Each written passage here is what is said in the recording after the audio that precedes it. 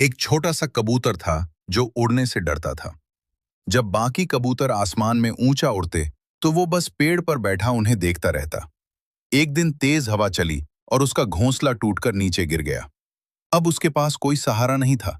डरते डरते उसने पहली बार अपने पंख फैलाए और धीरे धीरे उड़ने लगा। शुरू में वो गिरा, लेकिन उसने हार नहीं मानी। बार बार कोशिश करता रहा।